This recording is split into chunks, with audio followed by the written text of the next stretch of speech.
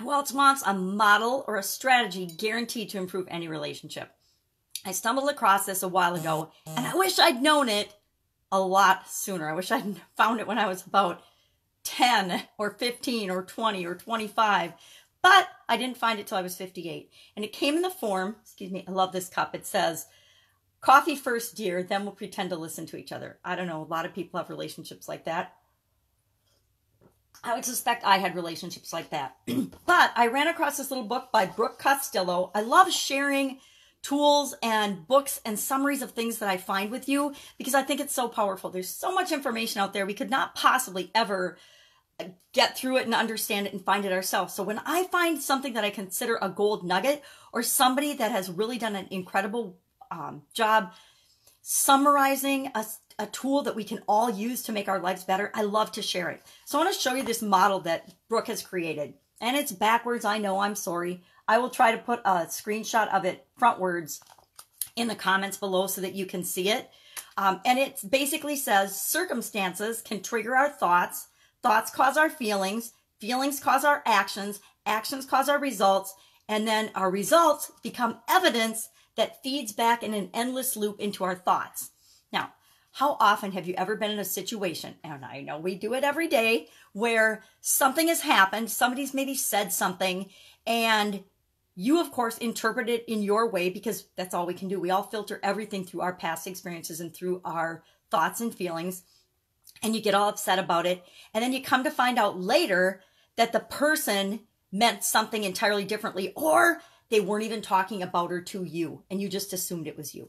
Well, this little model really helps us to fix those problems. Let me give you a couple of examples. What she does then is she breaks this model down and she says, okay, go ahead and analyze any situation and fill out this little form. And she says, write down situation or circumstance, same thing. Circumstance, thought, feeling, action, and result. And write that down just as you see it right now. How do you see that? I'm going to give you a couple examples of this. One really, really scary, but I'm going to do it anyway off the cuff. And then she says, now intentionally think about your thought patterns. And the big difference between just reacting to what happens in your life and choosing how you're going to react, that's where all your personal power lies. That is how we control things that are uncontrollable. We can't control crap that happens around us, stuff that happens in our life. And frankly, stuff's going to continue to happen around us all the time for the rest of our lives. That is the nature of this chaotic, amazing, incredible world and planet and universe that we live in. But we always, I don't care how hard it is, we always have 100% control over how we react to anything that happens to us. And trust me, I haven't always exercised my control. I don't even still always exercise my control over things that happen to me. I get upset, I react, and then I have to backpedal and figure out, okay, well, did I really want to react that way? Usually no. If I would have spent 5 seconds thinking about it, I wouldn't have reacted that way. So let me give you an example that she's got in the book, and then I'll give you one of my own because I'll go through this process and show you how it works. So she says, the circumstance, she did not show up on time. The thought, she does not respect me. The feeling, angry, sad, rejected. Action, act passively aggressive, make snide comments. Result, less respect from her.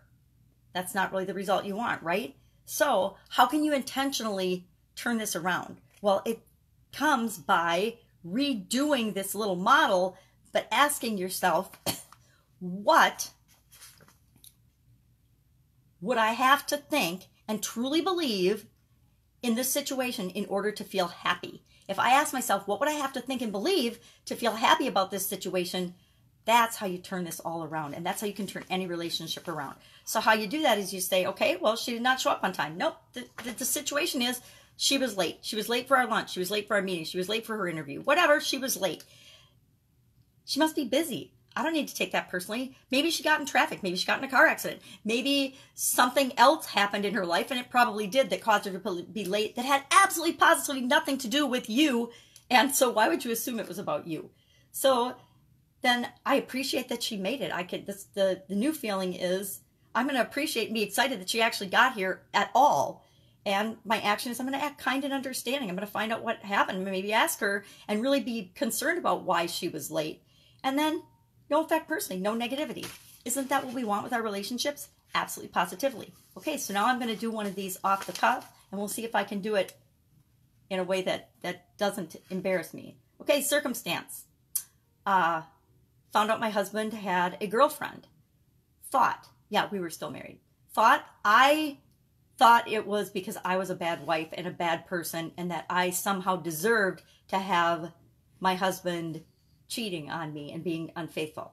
My feeling was I was devastated and I lost self-esteem. I was sad and angry and not motivated, and I blamed myself. My actions were that I became more withdrawn, and I didn't participate in my life and in the world as much as I should have. And the result was a lot of years of sadness and doubt, worry, and fear about my own self-esteem and whether I was a good person or not. Now, let's do intentional thought patterns on this particular situation. Okay, so the husband's got a girlfriend. New thought. What do I have to think in order for me and truly believe that would make me happy? Well, my new thought is I don't have to live under his thumb anymore. I don't have to have a controlling husband.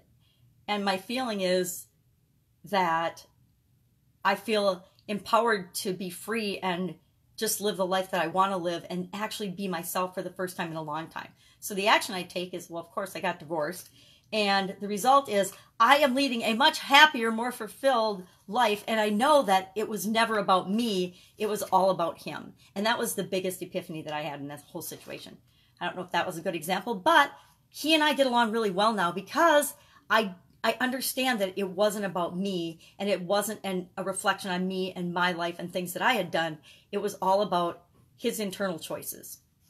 And once we understand that we only can control our own thoughts and feelings and emotions and results, then we have all the power. We take all of our power back in relationships, and all our relationships are guaranteed to be successful and be better because we don't judge, we don't be in a blaming stance with other people, and we're always trying to understand, well, what can I do to make myself happy in this situation? And when we do that, we get to be happy, so it's win-win for everybody.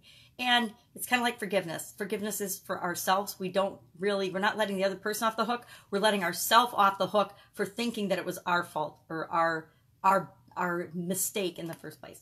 So that's it. That is my strategy for guaranteeing that you can improve any relationship. And again, it's all about you, right? All right, that's it. I will catch you tomorrow. We're going to talk about wealth.